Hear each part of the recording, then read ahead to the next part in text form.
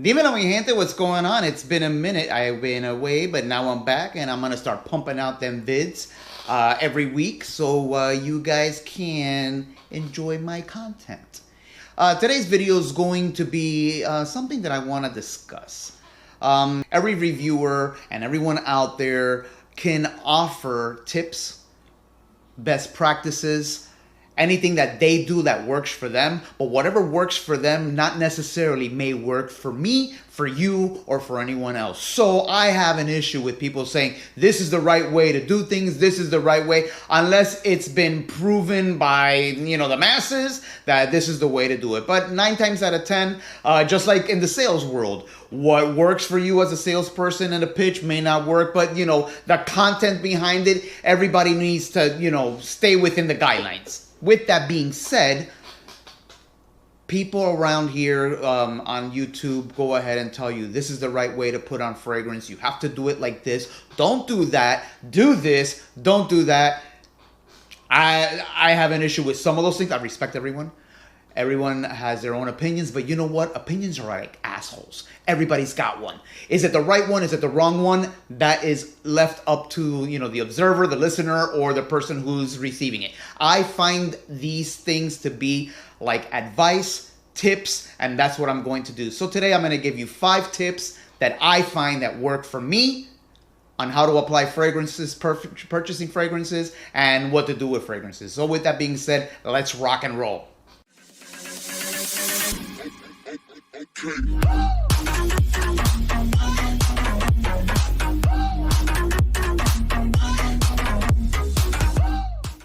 All right, so like I said, I'm going to give you 5 tips that work for me. Hopefully they work for you. You can try them out. If it's something that ends up going in your favor, by all means use it. If not, hey, this is what I do. So tip number 1.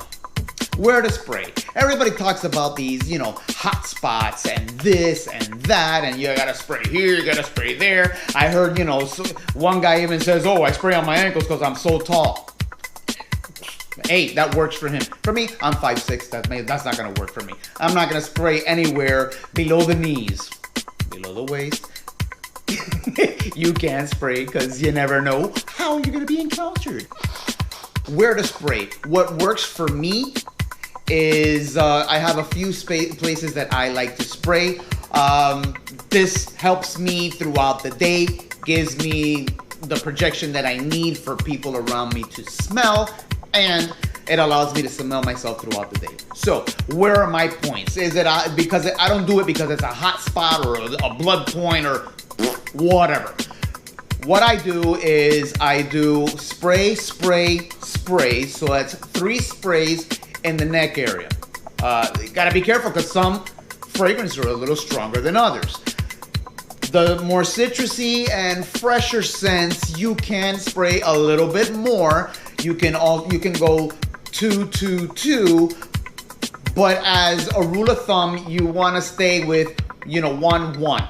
I do 1, 1, 1 in the back of the neck. Sometimes I'll go ahead and do 1 on the chest. Depends on what I'm wearing. Because sometimes you spray on the chest, and for that to protrude your shirt, it takes a real strong scent for that to come out. So I'll go maybe 1 on the chest, maybe. I do go 1 here, 1 here. It's not because if it's the pulse points, because the reason why I don't do here and here is that when you're washing your hands on a daily, water and soap is gonna get on your wrist. So to me, it doesn't make any sense that you put perfume on your wrist. If you keep up with hygiene, I hope, it's gonna wash off. So you don't wash up here unless you're a doctor. Nurse, so where to spray? 1, 1, 1, maybe 1, 1, 1. So that is about 5 to 6 sprays. Here is an extra that I like to do that works for me.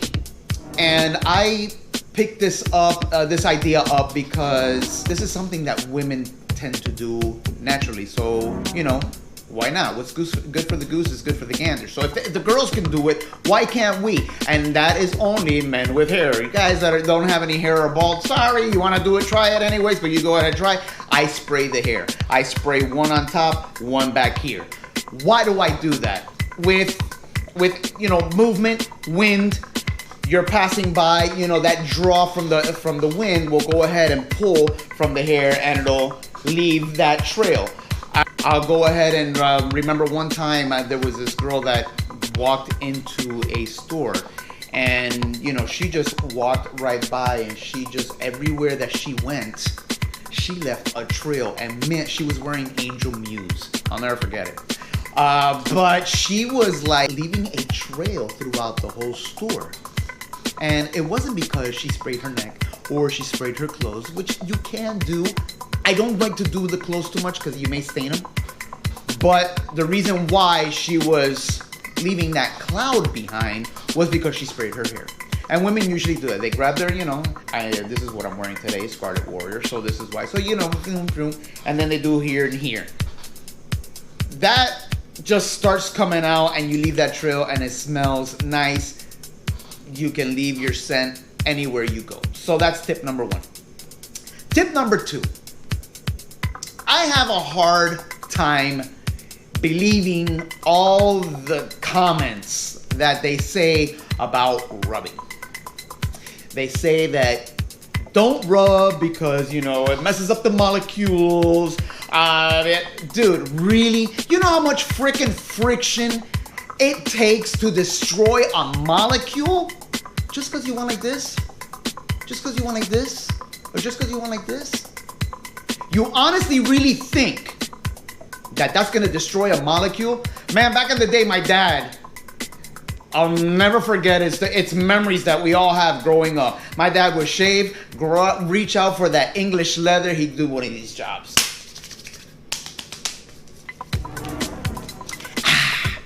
And you know what? The house stunk. Not stunk because English leather back then smelled. That still smells good. But the house smelled like English leather for a while. Didn't destroy the composition. Didn't destroy any of the notes, the oils. Dude, perfume oils. That's exactly what it is. It's perfume oil. Have you ever gotten a massage? Masseuse gets the eucalyptus oil, goes like this, warms it up, and you know, and starts rubbing it in. Dude, you smell like eucalyptus for hours. It's an oil. Now, unless you're buying one of these cheap Walmart brands, like Classic Match, which this is a clone of Polo Blue. Dude, this is alcohol-y as hell. Full of alcohol, and it's like rubbing alcohol. Have you ever rubbed alcohol? You go like this, get rubbing alcohol, and it's alcohol, man. Alcohol. Perfumer's alcohol is no different. They may be a little bit drier. You know, I'm not a chemist, and neither should anyone else tell you, unless they're a chemist, unless they've studied that, to be telling you that rubbing perfume destroys it. All due respect for everybody. You know what? Do whatever you please. I have a hard time believing that. That's number two. Number three, what to wear when and what occasions or seasons. For those of you who live in those wonderful parts of the United States or the world, for that matter, that enjoy the four seasons, you guys are lucky. Like I always say, here in Florida it's hot as shit. Yeah, shit. Steamy hot, humid hot. Take a shower, you walk out that door and you're sweating your ass off. Gotta be going like this all the time, you know? So, for the hotter weathers, what you should wear, you know, you should always wear those, you know, fresh, you know, citrusy scents, fresh scents. The darker scents don't work unless it's an outing at night. It's an event like a wedding, you know, go clubbing. Then you wear those, you know, muskier, not musky, sorry. Those, you know, darker, woodier, you know, deeper scents, warmer scents. Those, you know, dark, peppery scents. Those kind of scents, you know, like the one. I would never wear the one unless it's winter. But you know what? At night, maybe I might wear the one by Dolce & Gabbana. Or Angel Man. Things like that. But during the day or normal, no. So you gotta make sure you get your selections right. Hotter weathers, fresher citrusy scents. cooler, springy or cooler weather, you're gonna wanna go with the darker scents, the ouds, you know, things like that.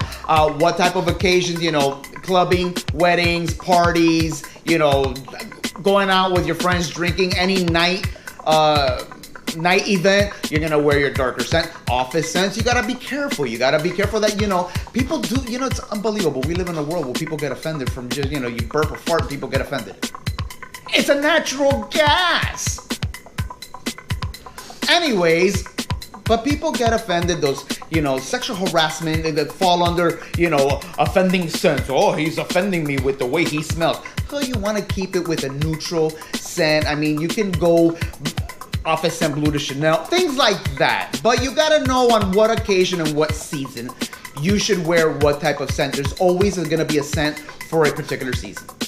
Now, tip number 4, testing and buying. I hear a million, you know, things out there on how to test and how to buy. For me, I think the number 1 way to test and buy would be to get a sample. Go to the store, get a sample. Don't go to the store, smell the bottle and say, oh, I like that, because you know what? You might like the opening, but the dry down is gonna kill you. And it's all about the dry down. You know I'm all about the dry down. That's what's important, it's the dry down.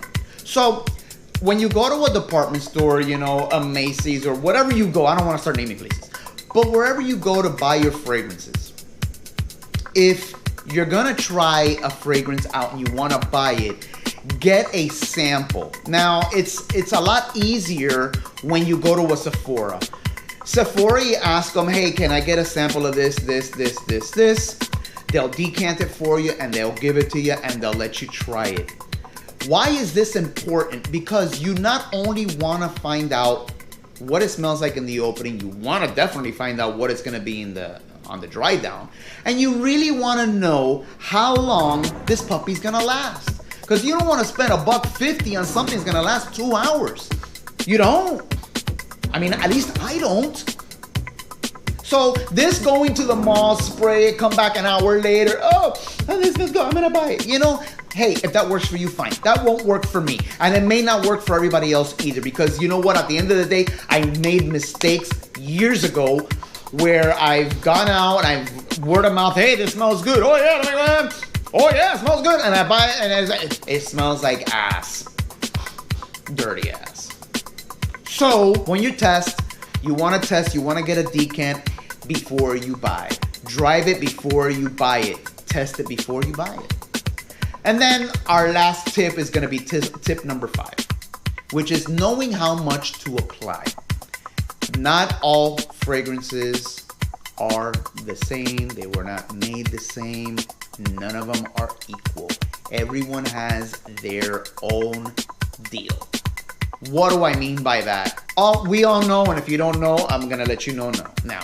All citrusy scents do not last as long as the warmer, cedary, woody scents. It's just something in the fresh scents that don't last as long. Are there fresh scents that last longer than others? Yes.